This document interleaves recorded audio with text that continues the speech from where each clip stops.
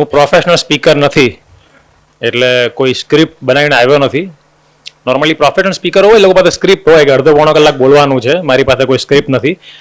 પણ હાર્દિકભાઈનો જ્યારે ફોન આવ્યો અને એમણે કીધું કે ભાઈ હેલ્થ, વેલ્થ અને હેપીનેસ વિષય છે, એટલે મેં કીધું આ 3 મારા ફેવરેટ સબ્જેક્ટ છે, એટલે હું બોલી શકીશ.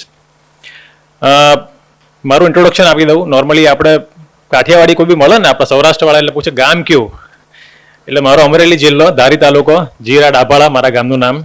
અને હજુ સૌરાષ્ટ્રમાં મૂળિયા મજબૂત છે, ખેતીવાડી બહુ સારી છે. સુરતમાં રિયલ એસ્ટેટમાં બિઝનેસમાં છીએ. મોટે ભાગે બિલ્ડર હોય ને એમ કે હું બિલ્ડર છું, એમ એવું ન બોલાય, હું રિયલ એસ્ટેટ ડેવલપર છું એમ કહેવાય. હવે તમારી સામે આ ઊભા છીએ હું ને મારા મોટા ભાઈ. એનું કારણ છે મારા મમ્મીએ નાનપણમાં કીધું હતું કે લક્ષ્મી અને સરસ્વતી ક્યારે જોડે રહે નહીં, આને તો ખોટું પ્રૂવ કરજે, રે રાખવા હોય તો. અને અમે હેલ્થને સૌથી પહેલી પ્રાયોરિટી આપીએ. અને અમારી ઓફિસ છે, અમારી ઓફિસમાં 1000 સ્ક્વેર ફૂટનું જીમ, પર્સનલ જીમ અમારું ઓફિસમાં રાખ્યું છે. એટલે ભગવાનને દીવાબત્તી ભૂલાઈ જાય તો ચાલશે, આ દીવાબત્તી ભૂલાવા નહીં જોઈએ. અને એના જે બેનિફિટ છે એ અમને દેખાય છે. આપણે કહીએ કે ભાઈ આંબો વાવ્યો હતો તો કેરી ખાવા મળે, આપણે બહુ વહેલો વાવી દેવો પડે. અત્યારે હું 45નો છું, જગતભાઈ 51ના છે. લાગશે ઊંધું, મારા જરા વધારે સફેદી છે. બાય ધ વે આને સોલ્ટ એન્ડ પેપર કહેવાય. તમે ગૂગલમાં સર્ચ કરશો ને તો આને સોલ્ટ એન્ડ પેપર કહેવાય. એટલે અત્યારે આની ફેશન ચાલે છે. એટલે ઘણા મને પૂછે ક્યાં કરાવ્યા, ભગવાનના ઘરે. સો સમય બહુ ઓછો છે એટલે હું મુદ્દા પર આવી જાઉં. Health, wealth and happiness. So જ્યારે હાર્દિકભાઈનો ફોન આવ્યો અને એમણે કીધું કે તમારી સામે લગભગ 200-300 જેટલા પ્રબુદ્ધ વ્યક્તિઓ બેઠા હશે, એટલે મેં કીધું મારી જરૂર નથી. જો પ્રબુદ્ધ જ હોય તો તમને સમજાવવાની જરૂર નથી કે હેલ્ધી કેમ રહેવું, તમને બધાને ખબર જ છે, પણ રહેવાતું નથી. એટલે હું છે ને ઓલવેઝ એવી ટ્રાય કરું કે જે સાંભળે ને એ ક્યાંક કંઈક વસ્તુ ઘરે લઈને જાય, કંઈક કામ લાગે એવી. ખાલી પેલી મોટિવેશનલ ભાષણ નહીં, મોટિવેશનની જરૂર નથી, કંઈક કામ લાગે એવી વાત કહો. એટલે આ સવાલ મને ઘણા બધાએ પૂછ્યો છે. અને કે ભાઈ હેલ્થના ઇસ્યુ હોય તો શું કરવું. એટલે હું એમ કહું કે ભાઈ તમને જે કંઈ પણ પ્રોબ્લેમ હોય એના મૂળિયા સુધી જાઓ.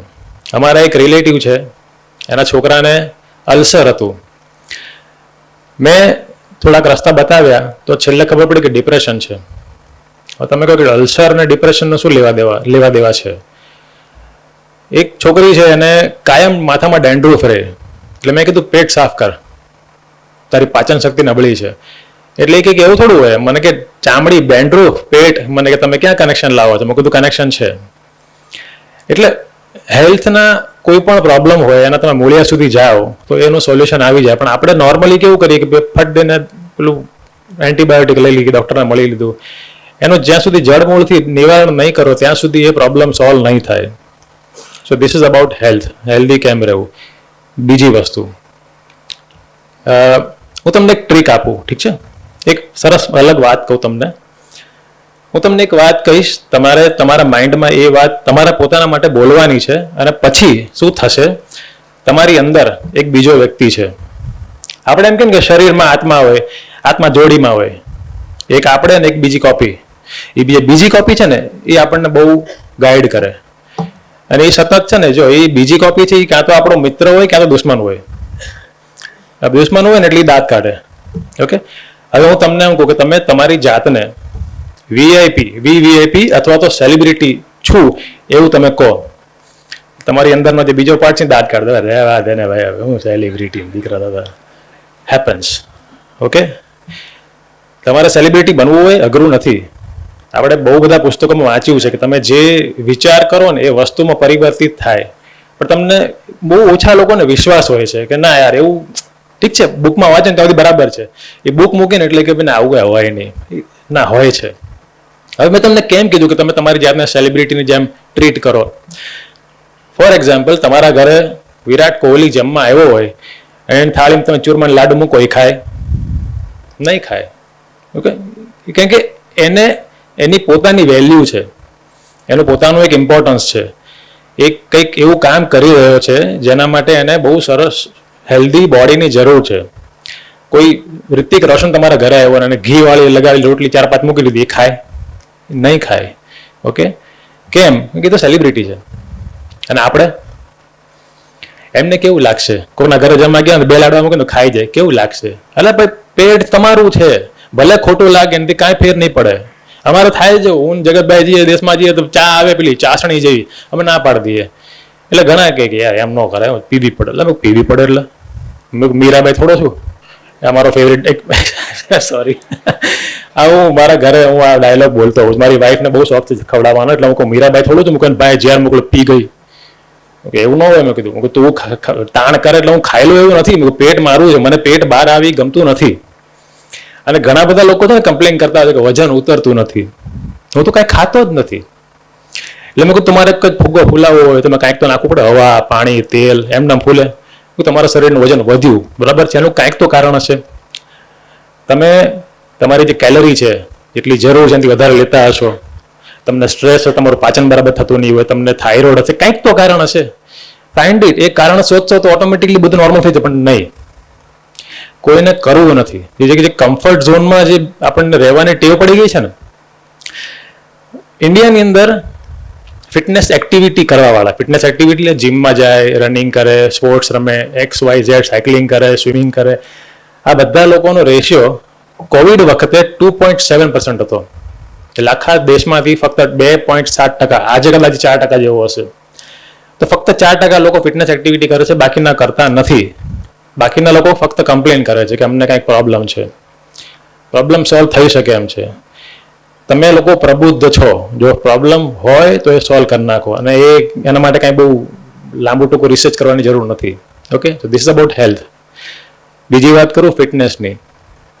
ફિટનેસમાં ખરેખર અવેરનેસની જરૂર છે. ઘણા લોકોને તમે જોયા હશે કે આમ છોકરા રમતા હોય ને બોલ આવે ને, એ કાકા બોલ આપો ને, એમ પછી આમ કરીને બોલ ફેંકે ખરા ને પછી આમ કરે, દુખ્યું હાથમાં. કેમ? This is fitness. તમારા મસલ્સ એટલા નબળા છે કે તમે એક બોલ થ્રો નથી કરી શકતા, તમે દોડી નથી શકતા. હવે એના માટે ઘણા લોકો એમ કે અમને મોટિવેશન જોઈએ યાર જીમમાં જવા માટે. મેં કીધું મોટિવેશન ન જોઈએ. અહીંયા પણ પેલો જ પોઈન્ટ લાગુ પડે છે. જો તમે તમારી જાતને સેલિબ્રિટી સમજતા હો તો તમે જીમમાં જશો, કારણ કે તમને ગમે છે. જ્યારે તમને લોકો જોવે, ઓકે, તમે એક સારા શેપમાં છો. There is a third word, એક ત્રીજો શબ્દ છે જેને કહેવાય બોડી એસ્થેટિક્સ. બોડી એસ્થેટિક્સની પણ કોમ્પિટિશન થાય. જે બોડી બિલ્ડિંગની કોમ્પિટિશન થાય ને એ બોડી એસ્થેટિક. બોડી એસ્થેટિક તમારું જે બોડી છે એ બહુ સારા શેપમાં છે. આના માટે મહેનત કરવી પડે. એ જીમમાં જ જવાનું છે, વર્કઆઉટ જ કરવાની છે. પણ આપણે ત્યાં અવેરનેસ નથી. મને કપડાનો બહુ શોખ, એટલે કસરત કરું કે ફિટિંગ સારું આવે, કપડાં સારા દેખાય આપણી ઉપર. ઓકે, અને મને પર્સનલી આમ પેટ બહાર હોય ને મને નથી ગમતું. એટલે હું ટ્રાય કરું કે ભાઈ જેટલું બને એટલું ફ્લેટ રહે. એટલે ઘણા મને કે થોડુંક તો હોવું જોઈએ, ખાધે પીધે સુખી ઘરના લાગો. મેં કીધું આપણે ઇન્ડિયાની બહાર લગાડશું, ખાધે પીધે ઘરના સુખી છીએ એમ. ઇન્ડિયામાં નહીં લાગે, ચાલશે. So this is about health. હવે આવું વેલ્થ ઉપર.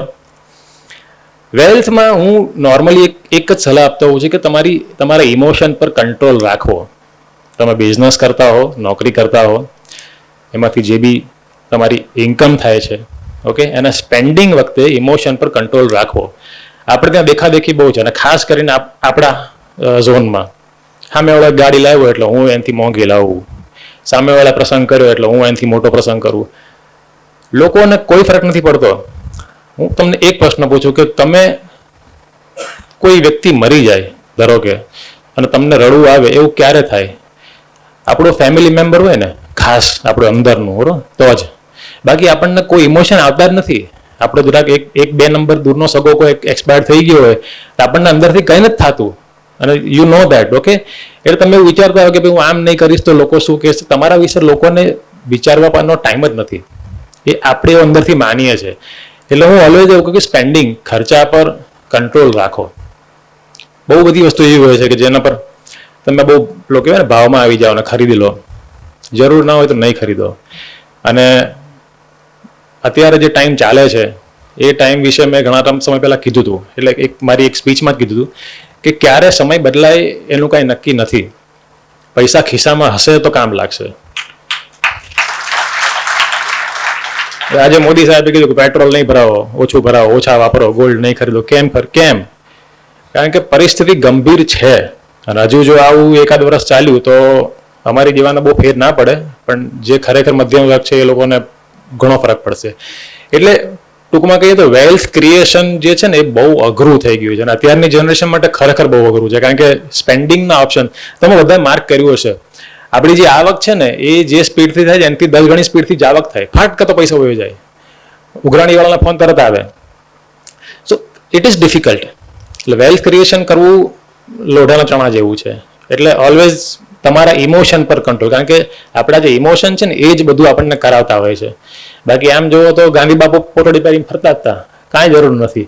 પણ આપણે અહીંયા કે ભાઈ કેવું લાગે, કેવું લાગે? તમારે લગાડવું છે કે તમારું ફેમિલી ચલાવવું છે? નથી લગાડવું, છોડી દો. મને ઘણા કે મને કે સાહેબ તો રોલેક્સ તો હોવી જોઈએ, હું નથી લેવી, મારી પાસે રોલેક્સ નથી. શું જરૂર છે? ગામને ખબર છે મારી પાસે કેટલી છે, મારી હાથ બારનો ઢગલો છે, મેં જોઈ લો કેટલી જમીન પડે. મગર એની દેખાડાની જરૂર નથી. માણસને મળીએ, આપણી પાસે પૈસા કેટલા છે નથી એ મેટર નથી કરતું, આપણે કેવા વ્યક્તિ છે એ મેટર કરે છે. અને અજાણ્યા માણસને થેન્ક યુ અજાણ્યા માણસને ઇમ્પ્રેસ કરવાનો કોઈ મતલબ નથી, ઓળખતો નથી. અને જે જાણે છે એને ઇમ્પ્રેસ કરવાની જરૂર નથી. ઓકે, તમારો સ્વભાવ કેવો, તમારા માણસ કેવા છો. એટલે ખોટી જગ્યાએ એફર્ટ લગાવવાનું બંધ. અને ત્રીજી વાત, હેપીનેસ. આમાં હું તમને એવું કહીશ કે એ તમારે જાતે કરવું પડે. એટલે લગ્ન થયા એટલે પેલી પત્નીએ પૂછ્યું એના પતિને કે તમે મને ખુશ તો રાખશો ને? એટલે હું તમને પૈસા આપીશ, સ્વતંત્રતા આપીશ, બધું આપીશ, ખુશ તારે જાતે રહેવું પડશે. એટલે હેપીનેસનું એવું છે કે આજે મેં તમને ફિટનેસની પહેલાં જે વાત કરી ને એમાં હું ઘણાને એવું કહું કે રેગ્યુલર જિમમાં સ્ટ્રેન્થ ટ્રેનિંગ કરો. આપણા સમાજમાં સ્ટ્રેન્થ ટ્રેનિંગ કરવાવાળા એકચ્યુઅલી બહુ ઓછા છે. It is less than 0.5%. અને હું ઘણાને એવું કહું 35-40 ક્રોસ થયા પછી, 40ની ઉંમર ક્રોસ થયા પછી જિમમાં જઈને વજન ઉંચકવાની કસરત કરવી જરૂરી છે, બહુ જરૂરી છે. કારણ કે તમે એક વખત 70-75 ક્રોસ કરશો પછી તમારી ખરી એસેટ, તમારી મિલકત છે ને તમારા મસલ છે. મને એક વાત કહો કે માણસ ઘરડો થાય એટલે વાંકો વળી જાય, એનું કારણ શું? કારણ કે એના જે કરોડરજ્જુની આસપાસના જે મસલ્સ છે, સ્નાયુઓ છે, એ ઘસાવા માંડ્યા છે. તમે પ્રોપર ફૂડ લેતા હશો, ઓકે, અને સ્ટ્રેન્થ ટ્રેનિંગ કરતા હશો તો 85-90 સુધી તમે ટટ્ટાર ચાલી શકશો. આપણે સૌરાષ્ટ્રમાં ઘણા એવા જોયા છે મેં જે ખેતીનું કામ કરતા હોય ને એ ટટ્ટાર ચાલતા હોય, કારણ કે એ કસરત થઈ ગઈ એ લોકોને. આપણે એકચ્યુઅલી કાંઈ નથી કરતા, આપણે આખો દિવસ બેસીએ છીએ, આપણો વોકિંગ ટાઈમ બી બહુ ઓછો છે. અને બીજી વસ્તુ કે ફૂડ, આપણી કમ્યુનિટી છે ને પ્રોટીન સૌથી ઓછું ખાય છે. એક તો આપણે મેજોરિટી બધા વેજીટેરિયન, એટલે વેજીટેરિયનમાં પ્રોટીન બહુ ઓછું મળે. અને જ્યારે હું કોઈને એડવાઇસ આપું ને કે પ્રોટીન સપ્લિમેન્ટ, વે પ્રોટીન કેવું કંઈક લ્યો, એટલે કે એમાં તો કેમિકલ આવે, ના આવે. એમ કહું 35ના માવા ખાઈ જાઓ છો ડઝન, એમાં કાંઈ નથી આવતું. આમાં કેમિકલ આવે તો કે ના, એમાં કેમિકલ, લોકોને ખબર નથી. એટલે હું એટલું સમજાવવા માંગુ છું કે તમે જ્યારે તમને કોઈ વસ્તુની ખબર ના હોય તો યુટ્યુબ કે ગૂગલમાં કોઈક છોકરાને કહો મને સર્ચ કરી આપ તો હોધી આપ, તમારે એમાંથી બને છે વે પ્રોટીન. વે નો મતલબ શું થાય ખબર છે ઇંગ્લિશનો, ગુજરાતીમાં? છાશ. વે એટલે છાશ.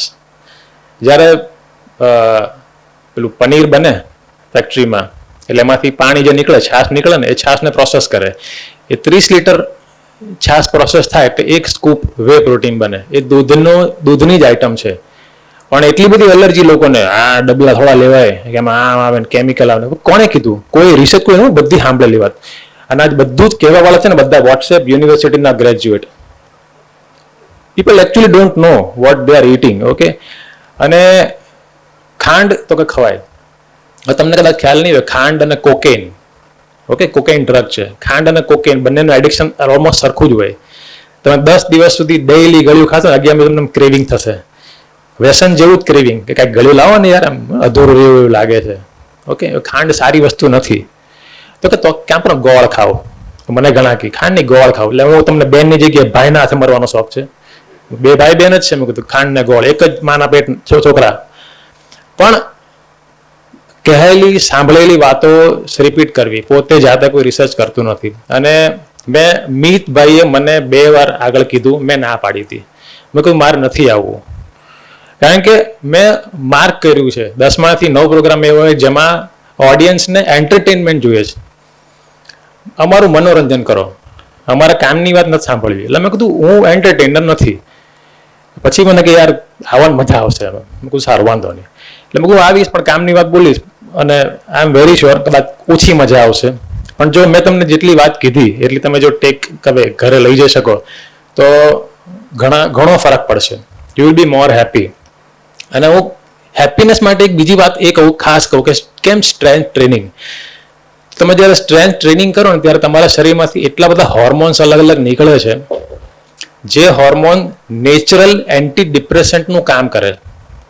આપણે ડિપ્રેશનમાં આવીએ ને ડૉક્ટર પાસે જઈએ ને આપણે ટેબ્લેટ આપે, અને એન્ટી ડિપ્રેસન્ટ્સ કહેવાય. ઓકે, એ જ ઇફેક્ટ તમારા પોતાના શરીરની અંદર નીકળતા હોર્મોન્સ કરે છે. You will be more happy.